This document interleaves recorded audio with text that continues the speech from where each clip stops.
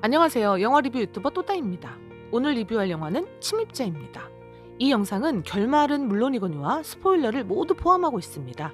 스포일러를 원하지 않는 분은 영화를 보신 후 이 영상을 시청해 주시길 바랍니다. 그럼 이제 진짜 리뷰 시작합니다.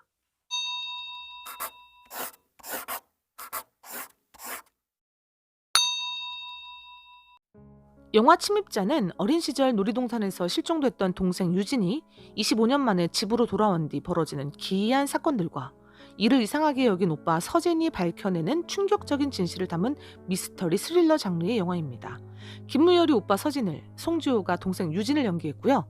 15개의 언어로 번역되고 국내에서만 40만 부 넘게 팔린 소설 아몬드의 작가이기도 한 손원평 감독이 각본과 연출을 맡았습니다.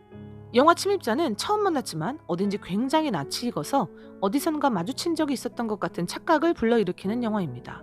고전적이고 흔한 레퍼런스를 차용하고 있기 때문인데요. 그건 멀리 나갈 것도 없이 바로 이 영화의 제목이기도 한 침입자에 대한 이야기이기 때문입니다. 스릴러와 침입자는 커피앤프리마나 BTS와 아미처럼 가장 밀접하게 관련이 있고 또 어울리는 관계입니다. 그러다 보니 수많은 스토리에서 침입자를 공포의 요소로 사용하여 스릴러물을 만들어내었고, 이 영화 침입자는 그 많은 침입자를 다룬 스토리와 그다지 다르지 않은, 그러니까 새롭지 않은 이야기에 그치고 말았습니다. 사이비 종교가 단란한 가정에 스며들어 파멸로 이끈다는 설정은 유전을, 어두운 밤 창밖으로 비치는 검은 그림자들과 놀이동산에서의 아이 실종은 어스를 상기시킵니다. 그 외에도 퍼니게임이랄지 혹은 클로짓이 차례대로 머릿속에 떠오르죠. 특히 이 영화엔 고 김기영 감독의 영혼이 떠다니는 것 같습니다.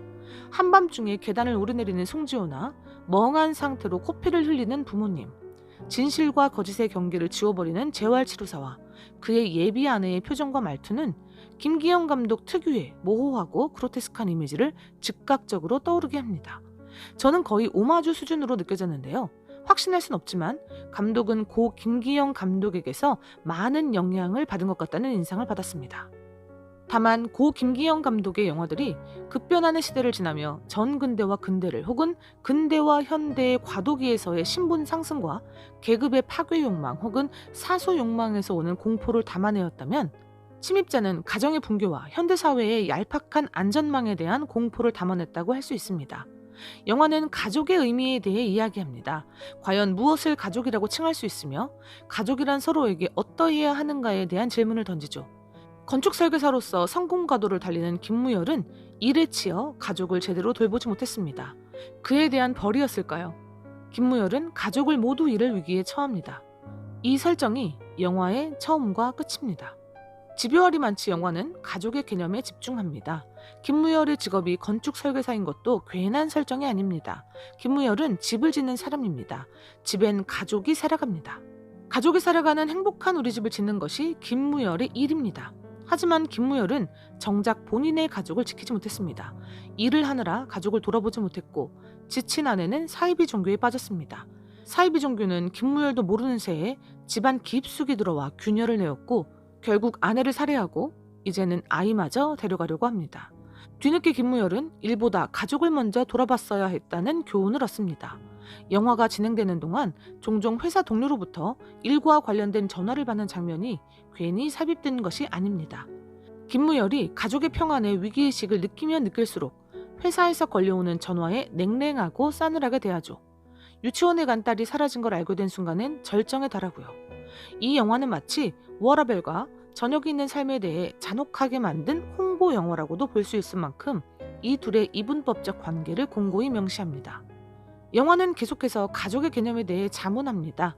얼마나 오랫동안 같이 살아야 가족이라고 말할 수 있는지, 5년 정도 살면 되는지, 이런 이야기들을 인물의 대사를 통해 직설적으로 내뱉기도 해요.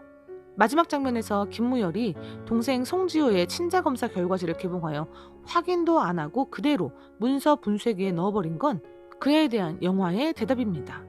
가족이라고 말할 수 있는 건 피가 섞였든 아니든 관련이 없다고 말이죠.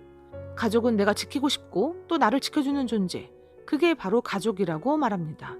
이렇게 감독은 가족의 개념을 제시하고 어떻게 가족을 대해야 하는지에 대해 한 편의 스릴러물 영화로 이야기를 풀어내었습니다. 영화는 잘된 작품이라고 보기는 힘듭니다. 개연성이 아주 많이 떨어지는 데다가 결말은 산으로 가거든요. 네, 진짜 산으로 갑니다. 영화 목격자가 진행되는 동안 내내 부실하게 이어나가다가 결말이 정말 산사태였던 것처럼 이 영화 침입자 또한 정교하지 못하게 사건들이 쌓여 올려지다가 마지막에 정말 산으로 갑니다. 영화 초반은 썩 나쁘지 않아요. 아내를 잃은 김무열이 부모님과 아이와 함께 사는 집에 어릴 때 잃어버린 여동생 송지효가 들어오는데 마치 신발에 작은 돌멩이 하나 들어간 것처럼 이물감을 느끼는 김무열의 상황 묘사가 꽤 괜찮습니다. 2층 양옥집이라는 상징성 있는 공간이 주는 분위기도 스릴러 영화에 잘 어울리고요. 영화가 삐거덕거리는 순간은 중반쯤 송지효가 김무열의 딸을 데리고 발레 학원을 찾았다가 괴한을 만나면서부터입니다. 괴한은 사실 송지효가 이전에 종교 범죄의 대상으로 삼아 무너뜨린 가정의 아버지였는데요. 그가 송지효를 옥죄어오자 지하주차장에서 죽입니다. 경찰의 조사가 시작되고 그때 함께 있었던 가사도우미는 실종이 되었는데 송지효는 별다른 의심을 받지도 않아요. 낡은 건물이라서 엘리베이터에만 CCTV가 있고 지하주차장엔 설치가 되어 있지 않아서 범행이 발각되지 않았다는 논리를 펴는데요. 사실 요즘엔 거의 모든 차량에 블랙박스를 장착하고 있기 때문에 말이 안 되는 논리입니다. 그때부터 영화의 구조가 삐거덕거리기 시작하는데요. 가장 앞권은 집안의 모든 식구들을 송지효가 코피를 흘리는 무능력자로 만들어버리는 도구가 약물로 밝혀지는 순간입니다. 이 마법의 약물은 사람을 무기력하게 하고 이 약물에 노출되는 동안 들은 이야기는 모두 진실로 받아들이게 만들 수 있는 효능을 가지고 있습니다. 그래서 어머니는 신실하던 신앙심을 버리게 되고 김무열의 딸은 안 먹던 채소도 우적우적 먹게 되고 또 김무열은 자신이 판단을 잘못하고 있는 게 아닌지 계속해서 스스로를 의심하게 되죠. 이렇게 사람의 마음을 쥐락펴락하는 송지효의 존재는 단연 이 영화의 공포심을 불러일으키는 1등 공신입니다. 하지만 그 도구가 그저 만능의 약물이 되어버리면서 영화는 재미가 크게 없어져 버리고 맙니다. 이러한 장르의 영화의 백미는 송지효가 어떻게 가족들을 자기 편으로 끌어들이는가 하는 심리게임일 텐데 그걸 포기하고 손쉽게 약물 운운하는 순간 영화는 스스로 재미를 포기했다고 보는 수밖에 없습니다.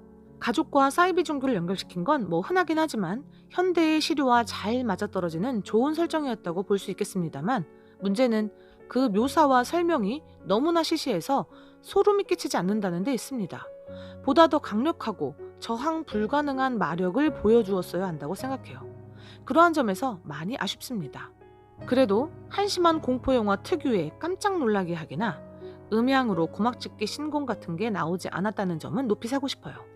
대신 나에게도 언제 닥칠지 모르는 상황에 대해 내가 대처할 방법이 없이 스멀스멀 내 집 안으로 파고드는 기분 나쁜 이물감을 공포의 요소로 활용한 건 좋았다고 생각합니다. 그 불쾌함이 썩 나쁘지 않았어요. 조금 더 고민을 하였더라면 어땠을까 하는 아쉬움이 많이 남는 영화였습니다. 여러분, 침입자 리뷰는 여기서 마치도록 하겠습니다. 다음엔 더 멋진 리뷰로 돌아올게요.